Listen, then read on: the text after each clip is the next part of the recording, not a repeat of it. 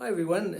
It's the time of year, January, when everybody wants to know about our expectations for the economy, for property, and for just about everything else for the year.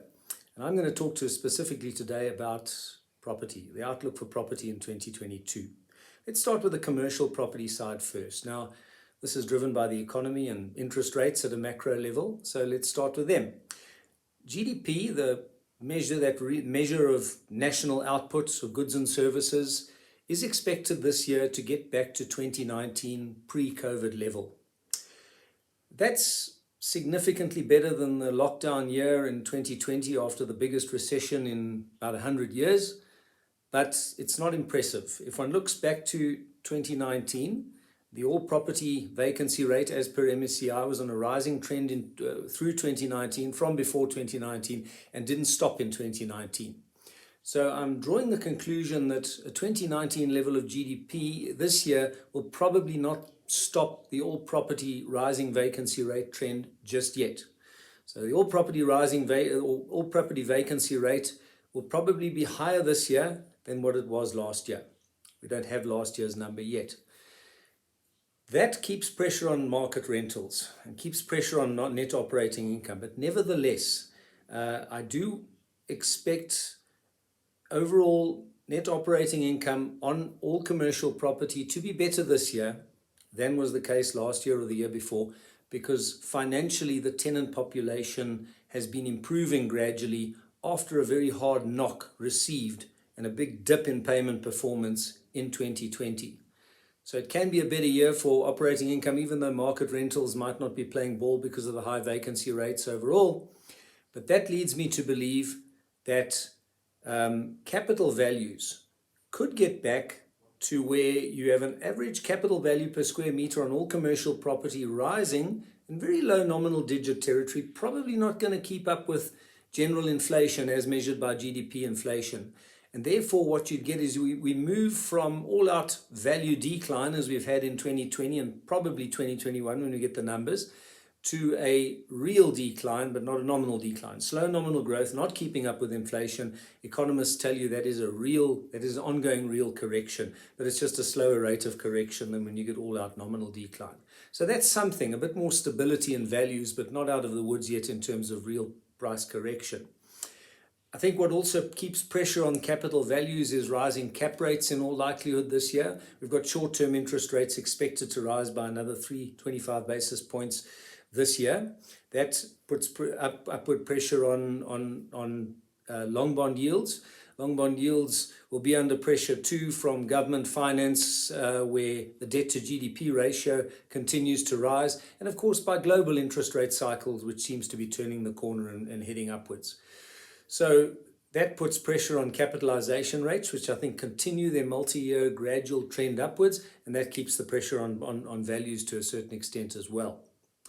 So that's the overall capital value trends: better, nominal growth, very slow, real decline, better than the past 2 years though.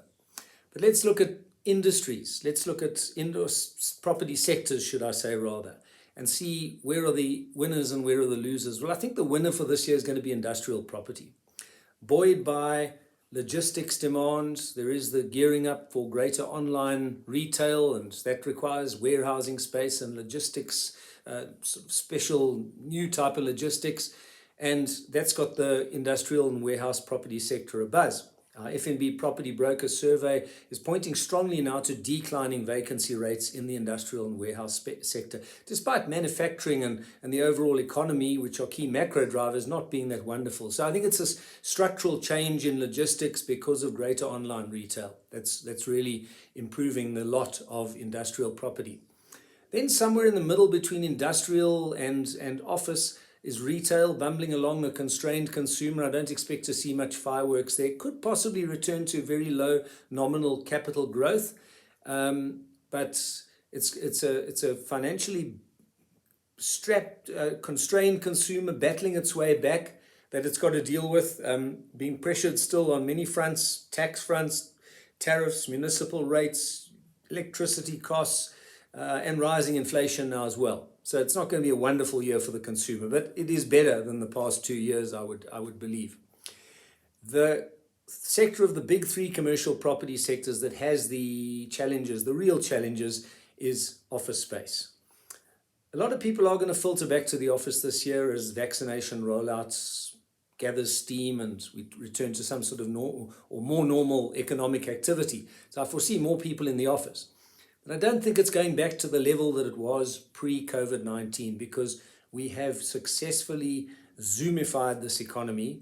And of course, the work from home concept is quite popular. So a lot of people won't work from home full time. There's probably an increase in that number too that works from home since before COVID. But a lot of people will work at home to a greater degree through their working week than was the case prior to COVID-19.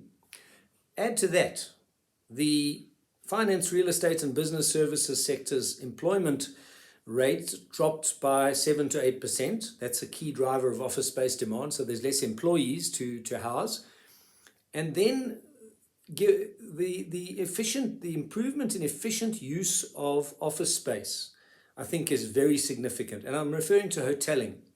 So whereas in a company like mine, everybody had their own desk reserved for them at all times, whether they were on leave, whether they were out of office, no matter where they were, they had a desk reserved for them. I don't think that's going to be the case for many companies anymore. We're putting in the hoteling software, you book a desk online if you want a desk. If you don't book a desk for tomorrow, you don't have a desk. So the desk space is not going to stand empty like it was. And many companies, therefore, and this is what our broker survey points to as well, that many companies are downscaling or downsizing on the amount of office space that they need. So office space, whose vacancy rates, according to MSCI's at the first half of last year, was already near 18%, that could still conceivably reach 20 into the 20s before all is said and done. So the office sector has got major challenges, and a lot of repurposing of office space, I think, is going to be happening in future. But if you add a fourth sector to the commercial property sector, which is really under pressure still, and that's the hotel sector. It is also clawing its way back. I do expect a better year for it this year too. But if one looks late last year, November hotel income, according to Stats SA figures, still 37% down on November 2019. So yes, obviously much better than in the lockdown where the sector was just about totally shut down, but still a long way to go just to get back to 2019 levels of income. Does that happen this year? I'm not convinced. I think holiday tourism does improve this year as the household sector of South Africa improves its finances after the big knock of lockdowns, but that comes with a lag. Then there's foreigners. I'm assuming that there'll be relaxation of foreign restrictions and that foreigners will start to come back. Do they come back immediately overnight? I don't think so. That comes with a bit of a lag too. But then there's the business travel. I think a portion of that is not coming back because we've Zoomified this economy very successfully. And I think whereas someone might have many people might have happily climbed on a plane, taken all the time and the cost to travel to Cape Town from Joburg for a meeting or two and staying overnight in a hotel. I think many of those trips are not going to happen anymore. There will still be some. It'll probably improve, but a portion of business travel I don't think is coming back because we've so successfully Zoomified our interactions in corporates. We don't need those big and wasteful travel budgets in many cases. So that adds to the pressure on the hotel sector. So I think that the hotel sector underperforms office, which underperforms retail, which underperforms industrial. Industrial is a pick of the bunch. On the residential side, rising interest rates, home buying is particularly sensitive to interest rates. So I think a lot of aspirant home buyers, first-time buyers, will just postpone what would have been a purchase and possibly hang out in the rental market for longer. Coupled to that, rental tenants' finances have been improving since the big knock of the lockdown. So I think what happens is what was a very weak rental market has already shown signs of improving. I think it improves. Home buying slows a little bit and the two meet somewhere. Those two residential markets come closer to each other in terms of strength or performance, however you might measure that. That's what I foresee for the residential property market. In terms of regions, my pick of the regions is the Western Cape. I think it is, the evidence is there that it remains the populous emigration region, possibly even more so at the moment.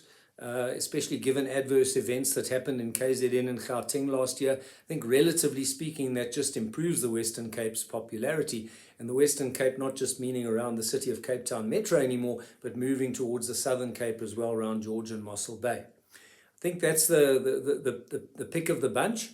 The Western Cape, our broker surveys don't see it as the strongest. They don't return the strongest readings from that region just yet, but they certainly return the fastest strengthening one.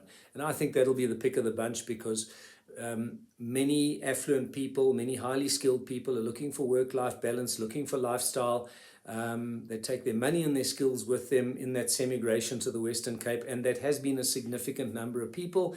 Their purchasing power and their skills, and that drives, I think, superior economic performance. I think that's what's coming to that region, and with superior economic performance comes superior property performance, I believe, as well. So that's my story for the year in brief. Look out for industrial, watch that space. That's going to be the warm one. Look out for the Western Cape. Let's see how that goes relative to the other regions. Thank you for listening.